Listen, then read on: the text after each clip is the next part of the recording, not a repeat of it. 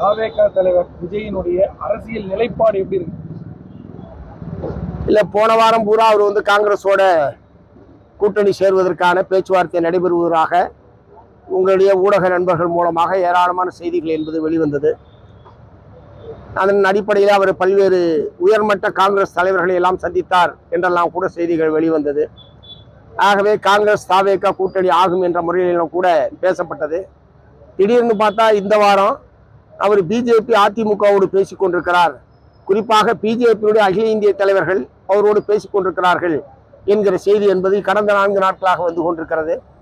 ஆகவே இது வந்து ஒரு அரசியல் ஸ்திரமற்ற நிலைமையில் அவர் எந்த பக்கம் செல்வது என்பதை புரியாமல் ஒரு குழப்ப நிலையில் விஜய் அவர்கள் இருக்கிறார் என்பதைத்தான் இது வெளிப்படுத்துகிறது. அதே நேரத்தில் பிஜேபியை பொறுத்தவரை தன்னுடைய அரசியல் லாபத்திற்கு சுயலாபத்திற்காக பல்வேறு கட்சிகளை விழுங்குவது என்பதை வாடிக்கையாக வைத்திருக்கிறது.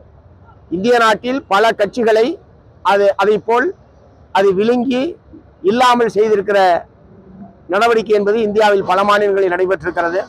ஆகவே இத்தகைய கட்சிகளை தாங்கள் சொல்படி ஆடுகிற, தான் சொல் கேட்டு ஆடுகிற ஒரு பொம்மையாக வைத்துக் கொள்வது, இல்லை என்றால் அந்த கட்சியையே இல்லாமல் செய்வது என்பதுதான் பிஜேபியினுடைய வாடிக்கை. அப்படிப்பட்ட ஒரு வலையில் இன்றைக்கு விஜய் அவர்கள் சிக்கி இருக்கிறார்கள். வலையில் சிக்கி அவர்கள் வாயில் விழப்போகிறாரா, வலையிலிருந்து தப்பித்து வெளியே வரப்போகிறாரா என்பது அடுத்த ஒரு சில நாட்களில் தெரியும். விஜய் எப்போ மீட்டிங் போனாலும் எங்க விசாரணைக்கு போனாலுமே மூடப்பட்ட கார்ல தான் வெளியே வருவாருங்க. இன்னைக்கு சிபிஐ விசாரணை முடித்து வெளியே வரும்பொழுது சந்தோஷமா கையை ஆட்டினபடி வர்றதா சொல்றாங்க. அதை நீங்க எப்படி பாக்குறீங்க? இல்ல, அவரு கையை ஆட்டிக்கிட்டு வரட்டும், கையை கட்டிக்கிட்டு வரட்டும், அதெல்லாம் ஒரு பிரச்சனை இல்லை. அவர் அரசியல் நிலைப்பாட்டை எப்ப என்ன விதத்தில் மேற்கொள்கிறார் என்பதுதான் எங்களை பொறுத்து கவலை. அவர் கையை கட்டிக்கிட்டு இருக்காரா, ஆட்டிக்கிட்டு இருக்காரா, ஒட்டிக்கிட்டு இருக்காரா என்பதெல்லாம் பிரச்சனை இல்லை. இல்ல, அது உள்ள என்ன நடந்துன்னு தெரியாது. நம்ம அதை வச்சுக்கிட்டு ஒரு யூகத்தின் அடிப்படையில் இப்படி இருக்கலாம் அப்படி இருக்கலாம் என்ற முறையில நாங்கள் வந்து சொல்வதற்கு தயாராக இல்லை. ஆனால் கிடைத்திருக்கிற செய்திகள் என்பது பிஜேபி அவரை தங்களுடைய அணிக்குள் கொண்டு வருவதற்கான ஒரு தீவிரமான முயற்சியில் ஈடுபட்டிருக்கிறது. அந்த நிர்பந்தத்திற்கு இவர் அடிபணிந்து செல்வார் என்கிற முறையில தான் நிலைமைகள் என்பது இருக்கிறது. இல்லை என்றால் வேறு விதமான நிர்பந்தத்தை திரு விஜய் அவர்களுக்கு அவர்கள் கொடுப்பார்கள்.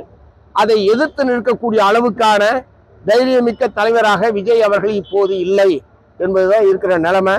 எப்படினாலும் அடுத்த ஒரு வார காலத்திற்குள் நிலைமைகள் தெளிவாகும். பாஜக கூட்டணியில விஜய் சேர்ற பட்சத்துல திமுக பின்னாடி ஏற்படுறதுக்கு வாய்ப்பு இருக்கா? திமுக கூட்டணி ஆக்சுவலா அது வந்து சாதகமாக தான் ஆகும்னு நினைக்கிறேன். ஏன்னா இப்ப பிஜேபியோட இவர் போய் சேர்ந்துட்டாருன்னா இப்ப சிறுபான்மை மக்களுடைய